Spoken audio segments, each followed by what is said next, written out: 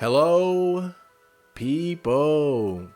Welcome back to another video by your good friend, Chad Marco. Make sure you guys smash the like button and let's talk, man. So recently there was a big interview between American journalist Tucker Carlson and the president of Russia, Vladimir Putin.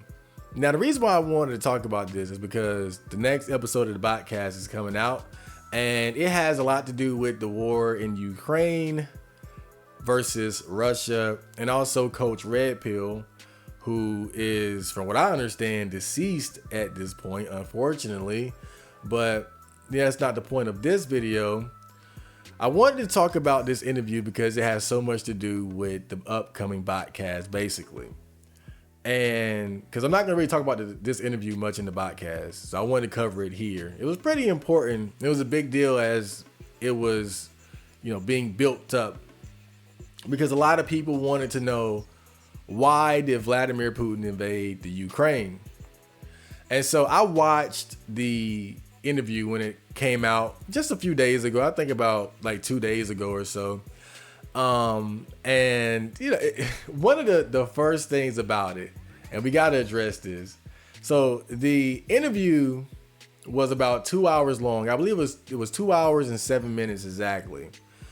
And obviously Tucker sits down with Vladimir and he asks him straight up, why did you invade the Ukraine? He wants to get right to the point. And one of the things that Vladimir said was that, I hope you're here for a serious discussion and not entertainment. And what he was basically saying was that I want you to allow me to go in depth as to why Russia, have invaded the Ukraine.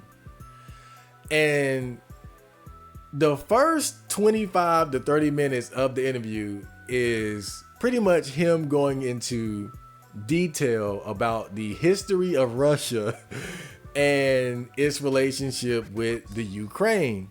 And this created so many memes because obviously Tucker Carlson just wanted Vladimir Putin to get to the point, and Vladimir would not allow Tucker to rush him.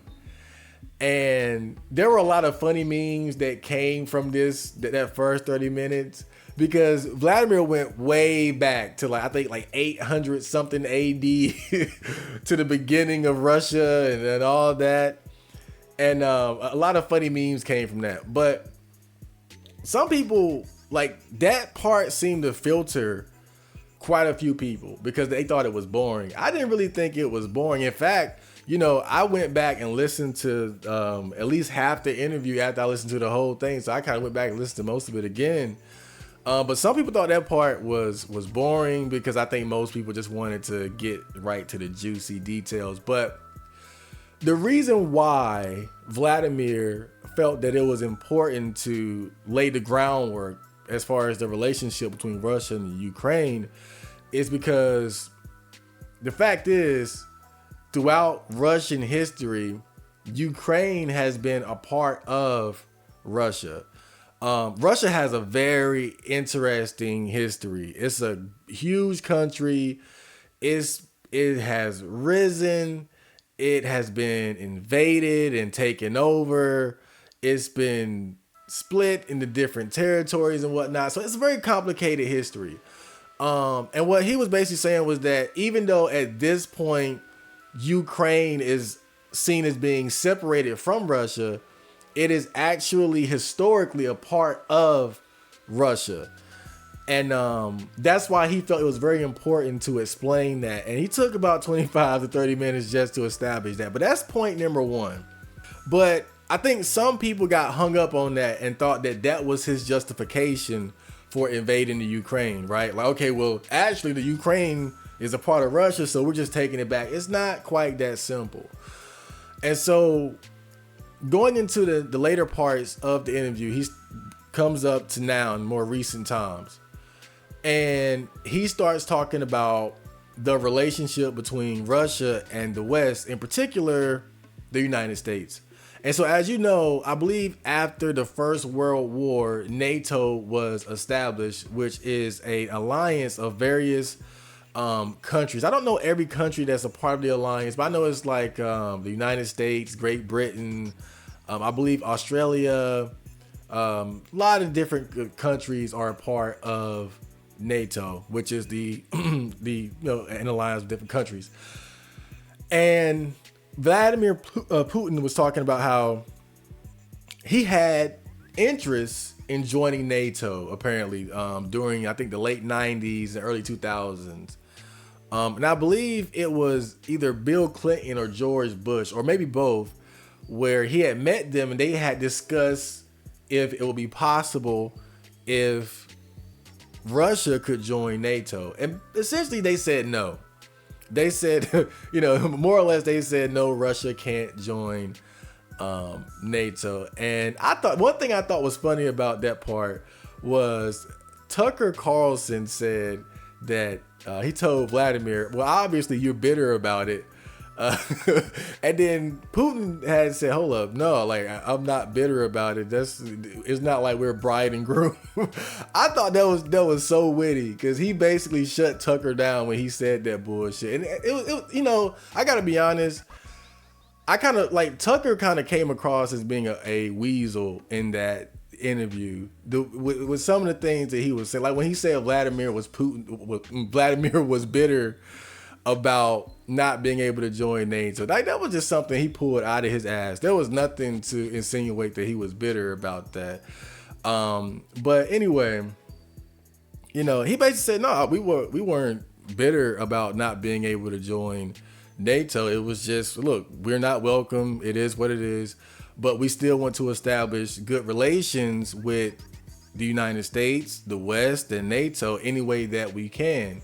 And he was saying, this isn't old school Soviet Union warmongering Russia anymore. We're trying to be a thriving economy. We want to be, a prosperous nation on the world stage. So, he wants to establish a good relationship with NATO.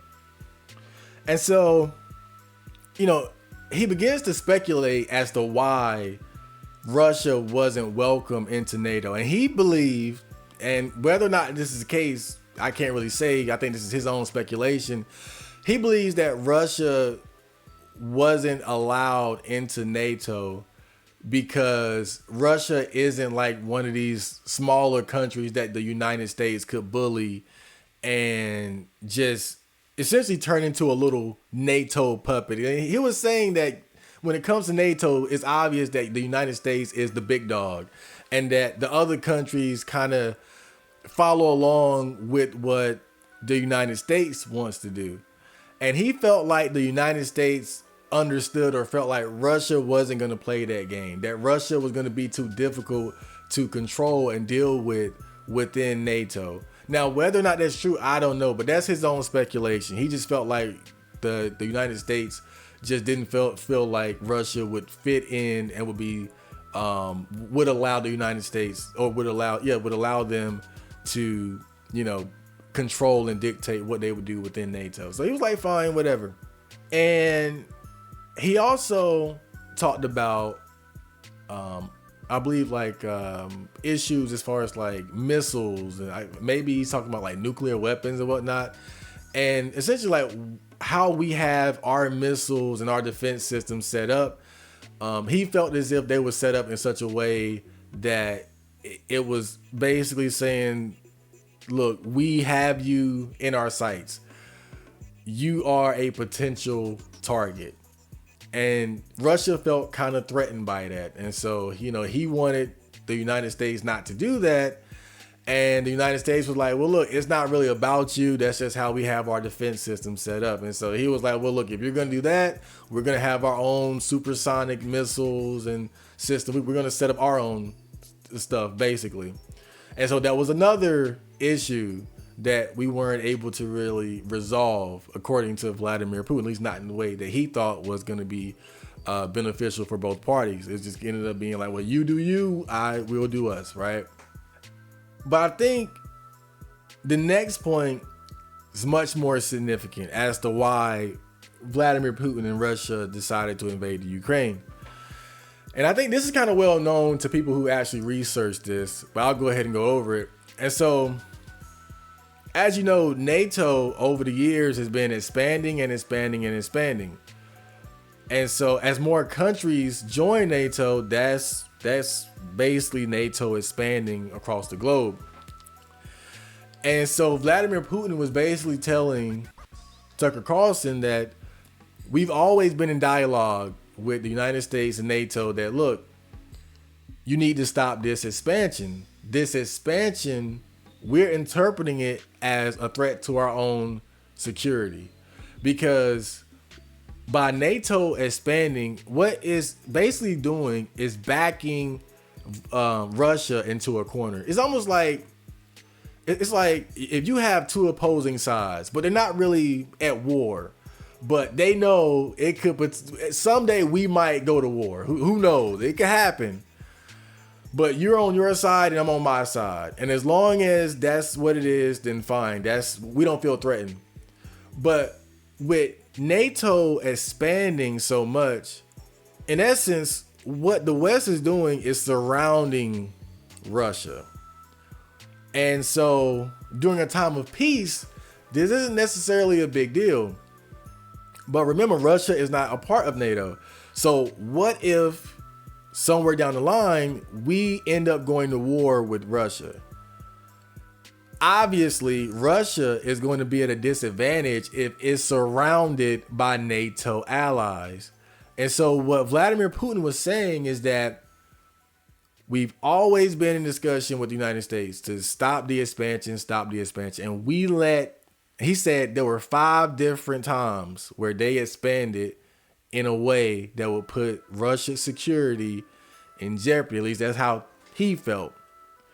And they allowed it. They allowed it. They didn't start anything over it. They just always was letting them know that's not cool, man. But the expansion happened anyway. And so now we get to the Ukraine. And so within recent years, now this is where it kind of gets more complicated. I'm not going to go too in depth because there's talk about like coup d'etats and governments being overthrown and whatnot. But basically now you have the Zelensky regime in the Ukraine. And the Zelensky regime wants to join NATO. That's the short of it. They want to join NATO. And for Russia, that's the line. Because one, as Vladimir Putin established earlier in the interview, the Ukraine used to be a part of Russia. Now that it's somewhat separated, you want to join NATO. That is going to be a humongous security risk for Russia because, again, what if we go to war with Russia and then we have the Ukraine as an ally within NATO, and that's Russia's next door neighbor? And so imagine we're all buddy with the Ukraine. We set up military bases in the Ukraine. We have nuclear warheads in the Ukraine. We have all, right? That's very dangerous for Russia. At least that's how they interpret it.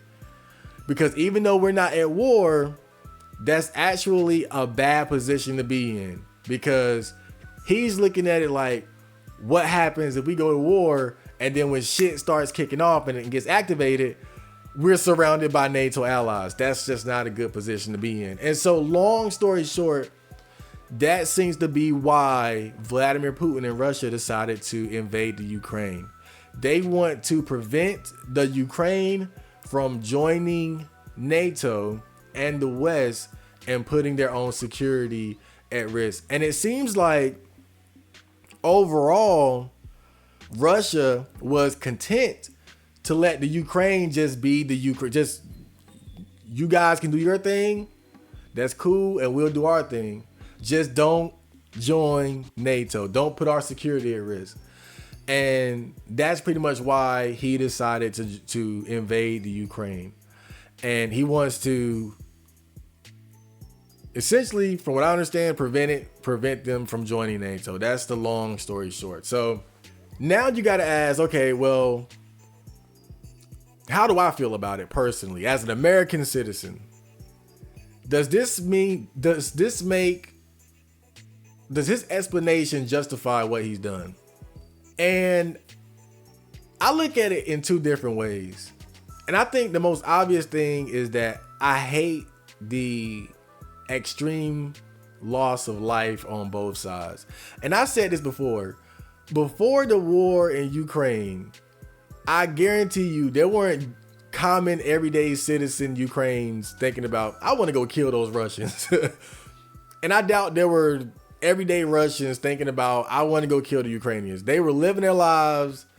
They were worried about getting a girlfriend, finding a job, making money, pursuing their dreams. And now all of a sudden, because the president and the government says we're going to war, people get riled up and they get ready to go to war.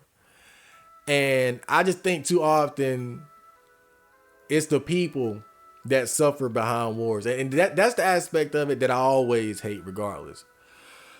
But when I look at it from the position of being the leader of a country, that's been involved in many wars, won some, lost some, but regardless of the peace that we have now, who knows when World War III can break out, or a more minor war. Again, we already got 2 wars going on right now. And so, just being honest, I can understand why he pulled the trigger on that. If everything he says is true, I can understand why he did it. Because on a larger scale, you simply cannot allow your country to get surrounded like that and to be put at such great risk in terms of your positioning on the world stage and your overall security. Because the simple fact is, if Russia allows too much NATO expansion and they're not a part of it and there is a war, they're gonna be fucked. That's how I see it. Maybe I'm wrong, but that's how Putin explained it. And just based off of my common sense, that that's understandable. Oh yeah, if they keep expanding and Ukraine joins, yeah, you guys are gonna be in a not so good position. You're gonna be fucked. And I think, to me, that makes sense. And one thing you have to remember, and I don't know if you guys remember this event, but if you ever heard of the Cuban Missile Crisis, that's actually kind of similar to what we have going on here, somewhat. And so if you don't know, the Cuban Missile Crisis happened, I think, in the early 60s when John F. Kennedy was president. And I believe during this time in Cuba, Fidel Castro had recently came into power. And he implemented a communist government. And during this time, I believe, was it the Soviet Union or the USSR? I'm not sure, but they were a communist country. This is when Russia was a communist country. And so Cuba, which isn't that far away from America, basically aligned themselves with Russia because they had the whole communism thing in common. America took that as a threat. And so one of the first things we did when Castro came into power, and this event became known as the Bay of Pigs, I think. And I think what we did was we took, I think it was Cuban guerrilla fighters who were against Castro, who wanted to overthrow Castro. And I believe we trained them and then helped them and gave them supplies and whatnot to overthrow Castro's government. And they failed miserably. The United States had underestimated how many people in Cuba were supporting Castro and the new communist government. And so this failed miserably. And we tried to wash our hands of it like we didn't have anything to do with it.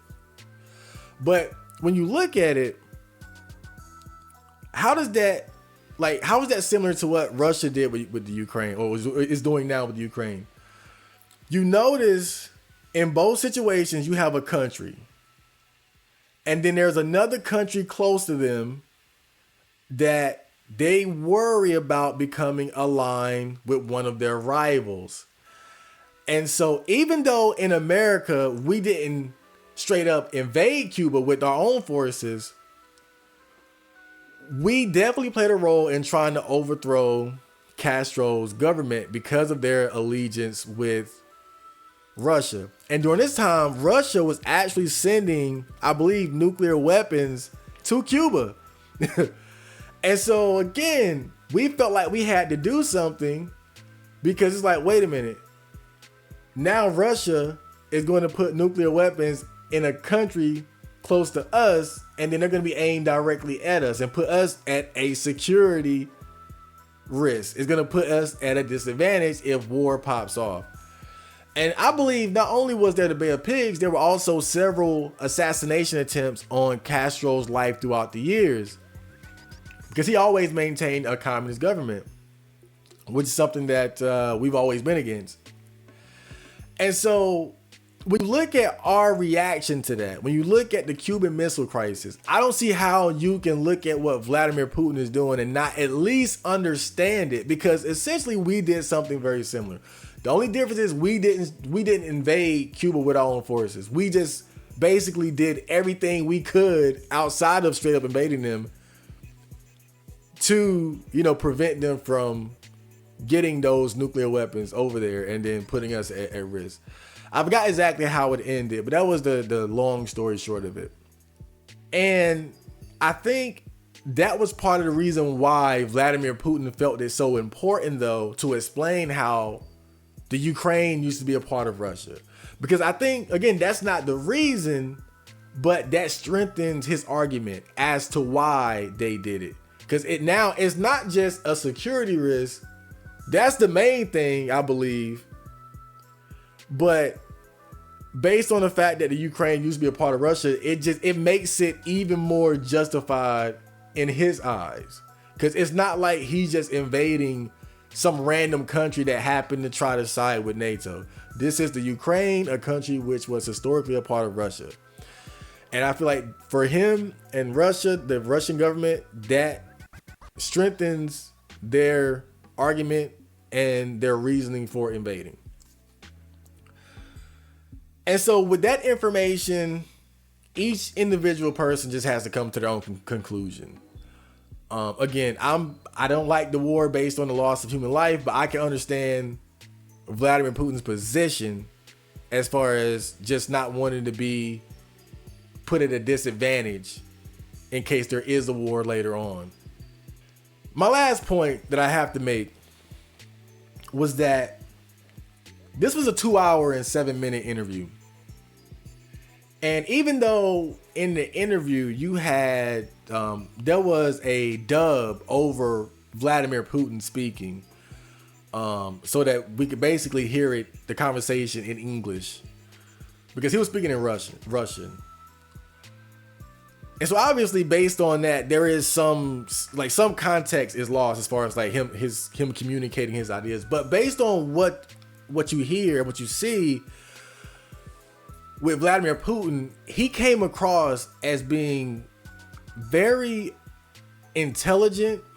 The way he was able to just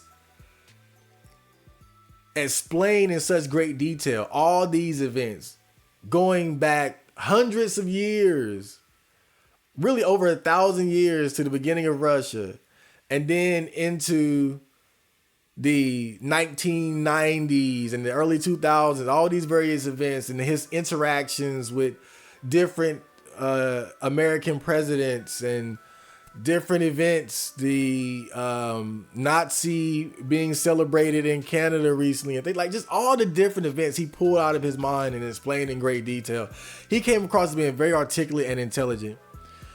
And it's such a stark contrast to our own president, Joe Biden, who I sincerely believe is suffering from some sort of cognitive decline or dementia. And most people believe that and think that. And it seems like now even the mainstream media is starting to ride that. It's like, what have you been waiting for? This dude's been falling and stumbling over his words and obviously being forgetful. I mean, he's showing so many signs of dementia.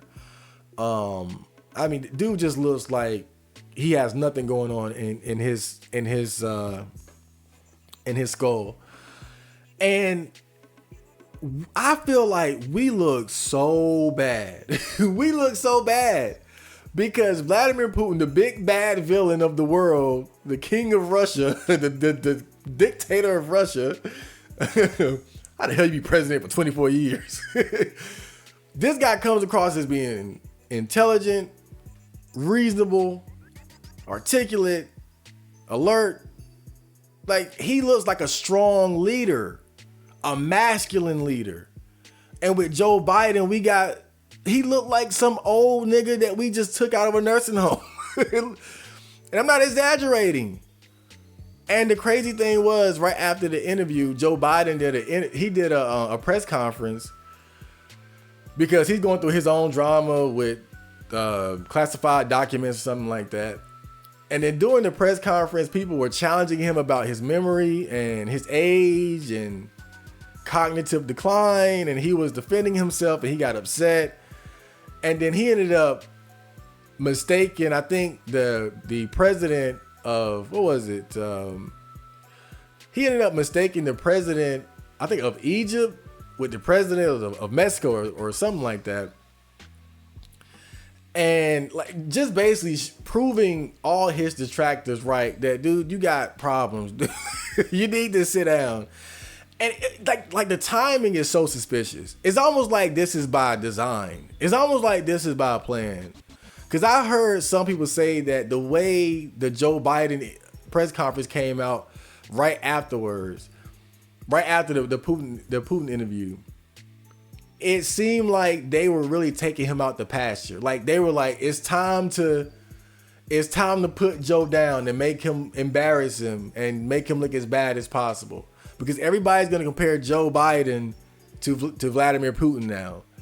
Because that was a big interview. Millions of people watched it around the world. And then you had that press conference where Joe Biden basically embarrassed himself. And the press conference, the people that were asking him questions, they were being so loud. And to be fair, they were being some real jerk-offs. Like it seemed like a setup. And that's my last point on this, bro. It's like this whole, like, the interview was good. I didn't really learn much that I didn't already know outside of the history of Russia. But I think the more interesting thing outside of that is the timing of the Joe Biden press conference. Because it almost seems like it was just too much of a coincidence that all of a sudden the powers that be, the mainstream media, is now really riding this Biden has dementia and is not fit to be president narrative when they've been denying it since the beginning. And now all of a sudden they're riding that wave. That's very suspicious. That's very suspect to me.